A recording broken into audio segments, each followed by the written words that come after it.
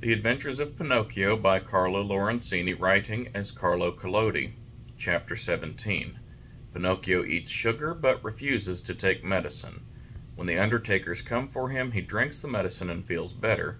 Afterwards he tells a lie, and in punishment his nose grows longer and longer. As soon as the three doctors had left the room, the fairy went to Pinocchio's bed, and touching him on the forehead, noticed that he was burning with fever. She took a glass of water, put a white powder into it, and holding it to the marionette, said lovingly to him, "Drink this, and in a few days you will be better." Pinocchio looked at the glass, made a wry face, and asked in a whining voice, "Is it sweet or is it bitter?" "It is bitter, but it is good for you." "If it is bitter, I do not want it." "Drink it."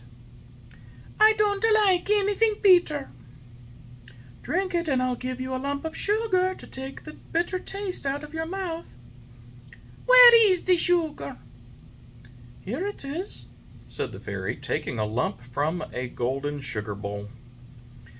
"I want the sugar first, and then I will drink the bitter water." "Do you promise?" "Yes." The fairy gave him the sugar, and Pinocchio, after chewing and swallowing in a twinkling, said, smacking his lips, "If only sugar were medicine, I should take it every day." "Now keep your promise and drink the few drops of water. They'll be good for you."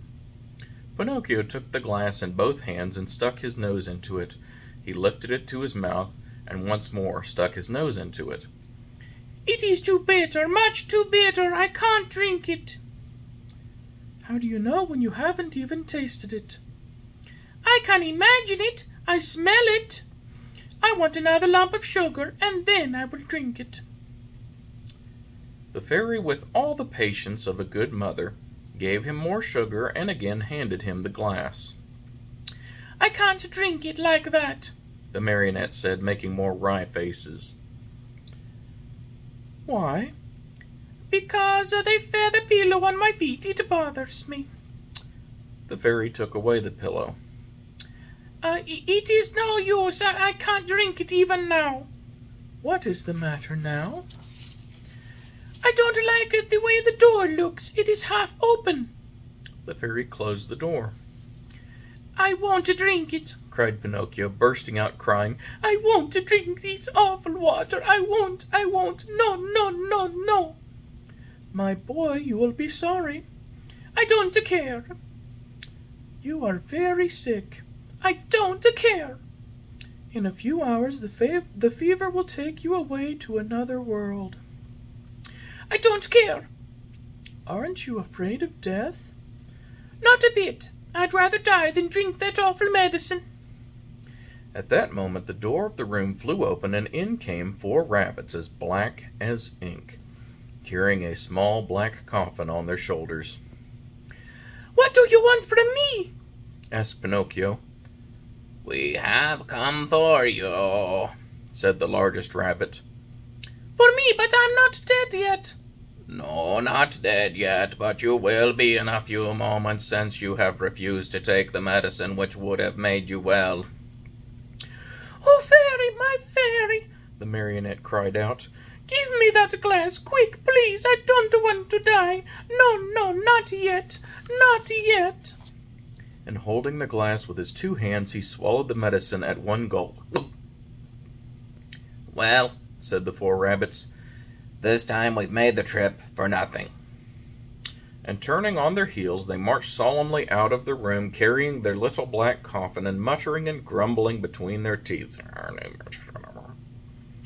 In a twinkling, Pinocchio felt fine. With one leap he was out of bed and into his clothes.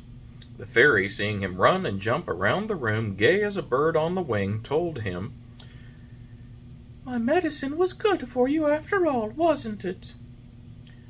"Good indeed. It has given me new life." "Why then did I have to beg you so hard to make you drink it?"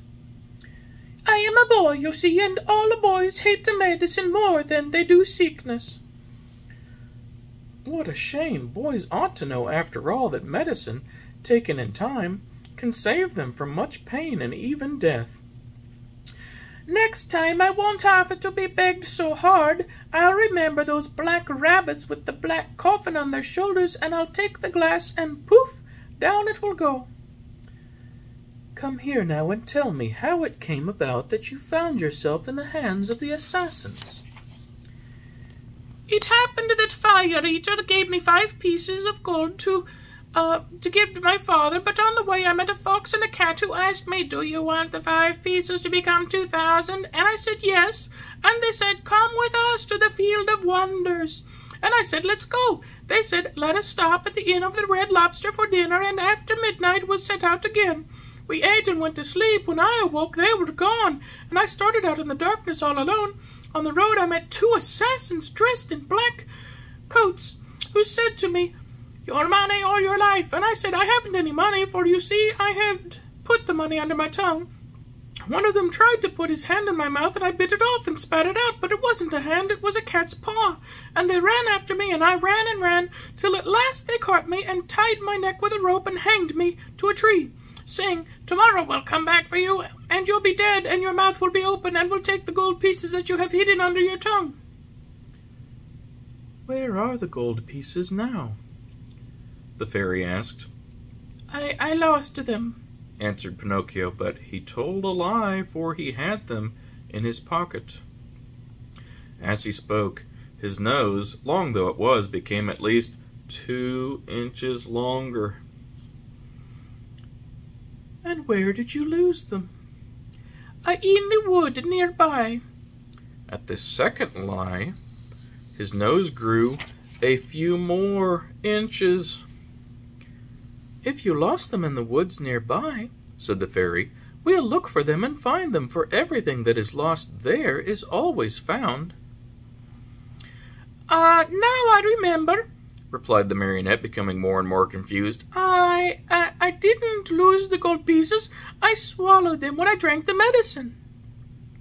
At this third lie, his nose became longer than ever, so long that he could not even turn around.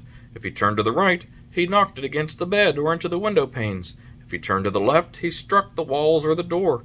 If he raised it a bit, he almost put the fairy's eyes out. The fairy sat looking at him and laughing. Why do you laugh? The marionette asked her, worried now at the sight of his growing nose. I am laughing at your lies. How do you know I am lying? Lies, my boy, are known in a moment.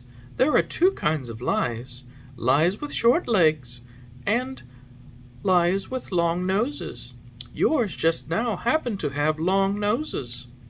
Pinocchio, not knowing where to hide his shame, tried to escape from the room, but his nose had become so long that he could not get it out of the door.